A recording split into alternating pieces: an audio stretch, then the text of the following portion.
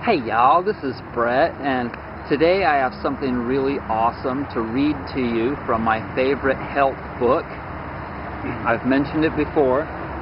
Here it is, Healing with Whole Foods by Paul Pitchford. And you can see that mine is well used. And Paul has given me permission to read this section of his book. I highly recommend this. It's like the encyclopedia of understanding food and more. So, this section is entitled Meal Schedules, the Nature of 1, 2, or 3 Daily Meals. In order to arrive at a health-promoting eating schedule, one may want to take into account important physiological factors. The night and early morning hours before approximately 5 a.m. are passive times of the day when the digestive organs need to rest. The liver, in particular, needs a complete numerous subtle metabolic functions unhampered by the early stages of digestive activity. One of these functions is blood purification, which is interrupted and altered when late meals are eaten.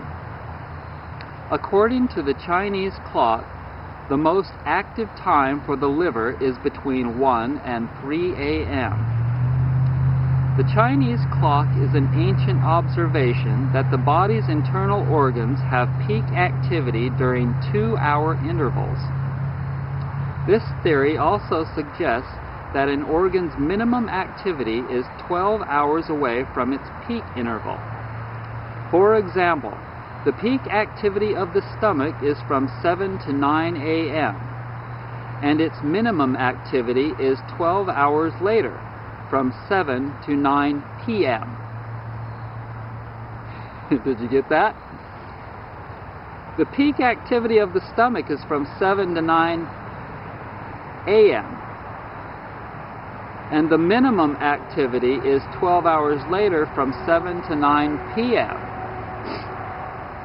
So the further away from peak liver activity the meal is taken, the more completely the liver can perform its several hundred functions. If the last meal is eaten at 6 p.m., 7 hours are available for the food to go through preliminary digestive processes. Since grains and legumes stay in the stomach for up to 3 hours, the remaining 3 hours or so in the small intestine for assimilation is none too long. The products of assimilation must then be processed by the liver. Thus, many Far Eastern spiritual practitioners eat 1 meal a day before noon. In this way, there will be at least 12 hours before the liver has its greatest activity.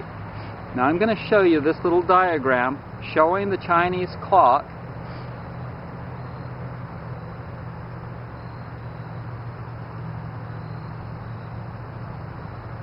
Okay? And continue reading here. Let's check the camera here real quick.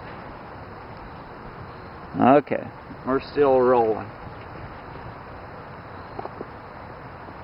The types of food eaten on a single meal plan can vary greatly, since there are almost 24 hours to complete digestion. Some kinds of foods that present difficulty because of their long digestive time can actually be beneficial to people with a single meal schedule. For example, the peanut greatly slows the metabolic rate. This effect poses a problem for those eating multiple meals. However, peanuts are traditionally sought after by those eating once a day. The peanuts are very heavy. And so, if you're eating a lot of other food, then the fat of the peanut and the mucus-forming qualities of the peanuts, the heaviness of it, is going to cause an overburdening of your body's digestive processes and all the rest. But for somebody eating very small amounts of food, it might be really good. Kind of like the chia seeds. So I remember that the story was that the Incan message delivery guys that would walk and run, mostly run, I understand, miles and miles a day, they would consume small amounts of chia seeds to keep up their energy, and that really sustained them. And it's a gelatinous seed, and supposedly it provides long burning energy. So however, peanuts are traditionally sought after by those eating once a day. Foods such as potato, which build the yin fluids, are valued since the body contracts and easily dehydrates during its long day fast. Dark leafy greens are also emphasized, since these also help maintain the body's fluids.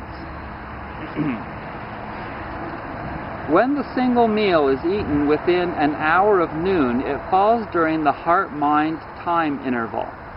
At this time, the intuitions are heightened, and choices for what is eaten and how much are clearer. That's interesting, huh?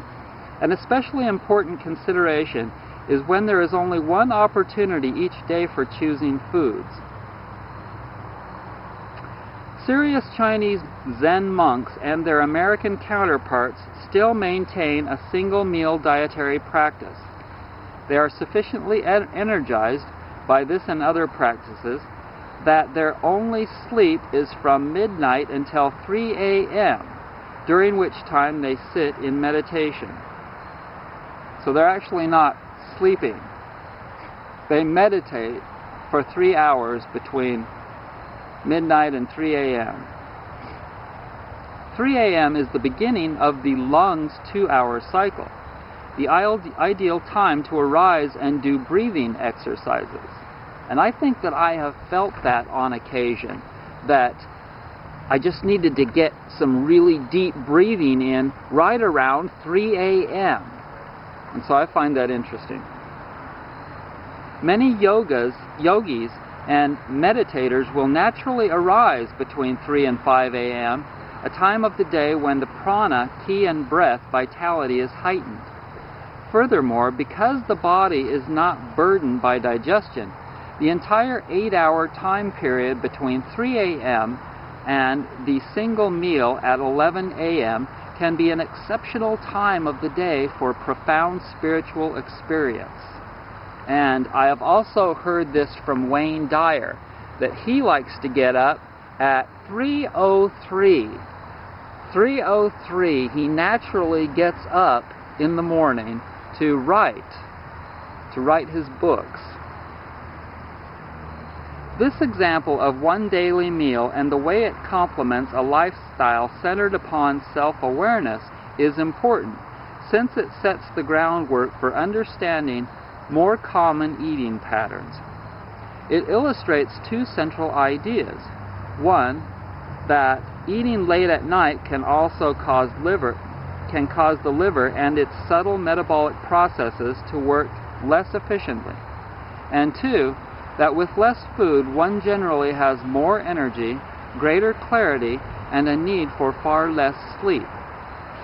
However, the daily single meal is not recommended for those without strong discipline, since they may eat 2 or 3 meals worth of food at a single meal. So that would be cheating and probably wouldn't work very well. Otherwise, it is a good practice for nearly everyone, one day of the week, a day to rest the digestive organs with one simple meal. Blood sugar problems that may arise will be discussed later. Okay, so what I think I'd like to do is make 3 videos of this and just kind of separate it out a little bit, and I don't know exactly what I'll call them, but let's cut it right there.